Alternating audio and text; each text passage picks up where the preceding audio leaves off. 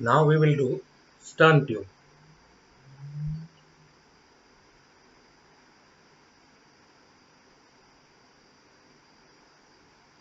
So on the ship, we have the propeller which is outside the ship connected to the propeller shaft, and this part of the ship where the propeller which is between the propeller and the inside part of the ship, that is known as stern tube. So as the propeller moves, there is some lubrication which is required in the stern tube, and also sealing. Lubrication is required and sealing. Sealing means the seawater should not enter the ship, that type of sealing. So for that, we have on the engine room, we have two header tanks containing hydraulic oil. One is at the loaded draft. One header tank is here containing hydraulic oil, and by pipe it is connected to the stern tube. So if the ship is at this water line loaded, we use this header tank so that the pressure of oil trying to go outside balances the pressure of water trying to enter the ship. And if the ship is at the ballast draft, which is at a lower draft, then we use another header tank which is at this level, at the ballast draft. So here also the pressure of oil trying to go out balances the pressure of water trying to come inside. On old ships, if the sealing is not good, you might find some, if you see from the aft of the ship, you might find some drops of hydraulic oil coming up. Or if the engineers have forgot to change over, instead of using the lower header tank, they are using the higher header tank and ship is at the ballast draft. So you will get more pressure of oil trying to go out, and that oil will come out.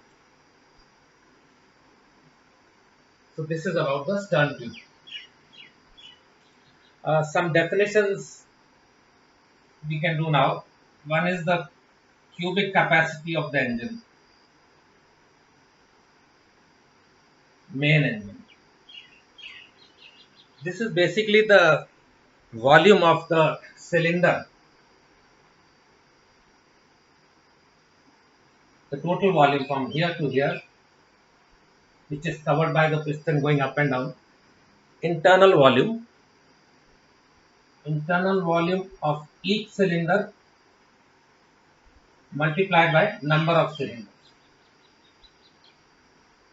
So on a ship, if you have one cylinder, internal volume, let's say around 200 liters, and you have total 5 cylinders, so the cubic capacity of the engine will be 200 multiplied by 5 liters, 1000 liters.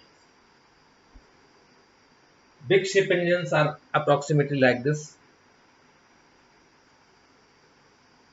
Horsepower, that is called brake horsepower.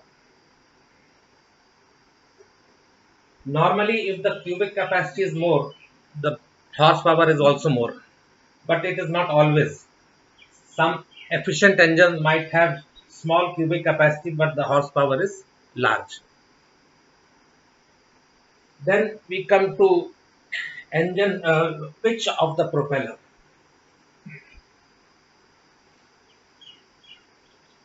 So first we go to a normal screw. This is the head of the screw, and these are the threads. So each screw, a normal screw, has got a pitch, which means distance between two consecutive threads. This is called pitch of the screw.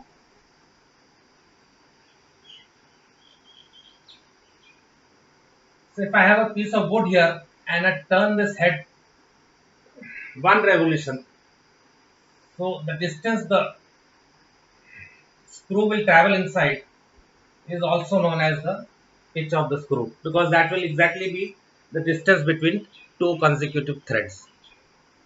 So this principle is applied on the ship when we want to calculate the pitch of the propeller. Definition is, it is the distance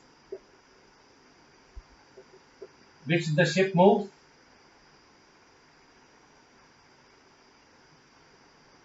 when propeller is turned or propeller is rotated by one revolution. So you turn the ship's propeller one revolution, ship moves forward. That distance is known as pitch of the propeller. Normally it is about 5 meters distance. So if this is the ship and this is the propeller, if you move the propeller one revolution, the ship goes forward like this. So this distance, this was the propeller earlier or the stern, and now the stern is here. So this distance is known as pitch of the propeller. So how to calculate engine distance or engine speed?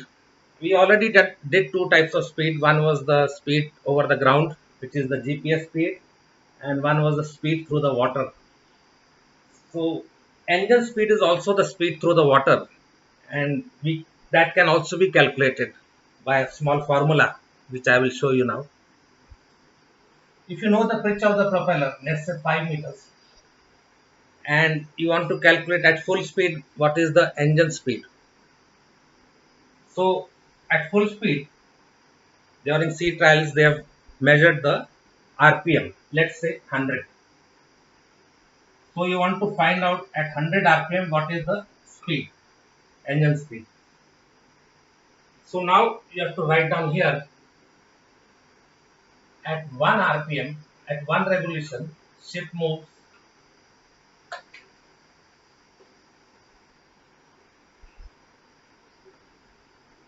at 1 revolution, ship moves.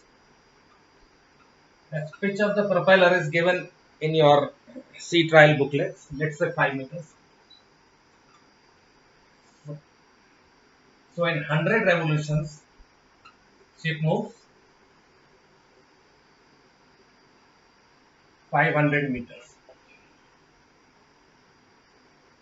Now RPM is revolutions per minute, that is 100. 100 revolutions, ship moves 500 meters. So in 1 minute, ship moves how much?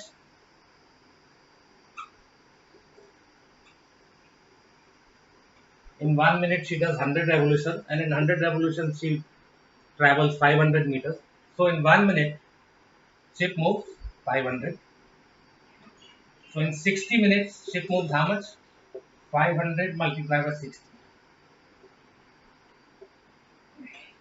This you can convert it into nautical miles, and that will be your ship speed in knots. This is the ship's engine speed. Now we calculate one more item, which is the slip of the propeller. Now engine speed will be exactly equal to GPS speed if the hull is smooth, there is no wind, no current. But normally we have some current, some marine growth on the hull. So normally your GPS speed is always less than engine speed, unless there is a favorable current. So how to calculate the slip?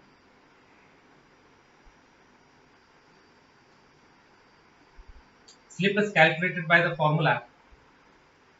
Slip is equal to engine speed minus GPS speed.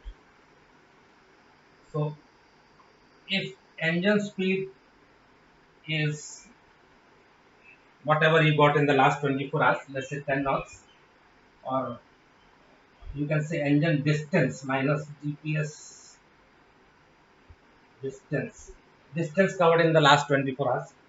So if engine distance is, let's say 300, then slip is equal to engine distance minus GPS distance in last 24 hours. And if engine distance is 100, Then slip is engine distance minus GPS distance divided by engine distance into 100. So this is a percentage to calculate slip. So slip comes normally percentage 5%, 10% positive. In case GPS speed is more than engine speed, then this will be negative.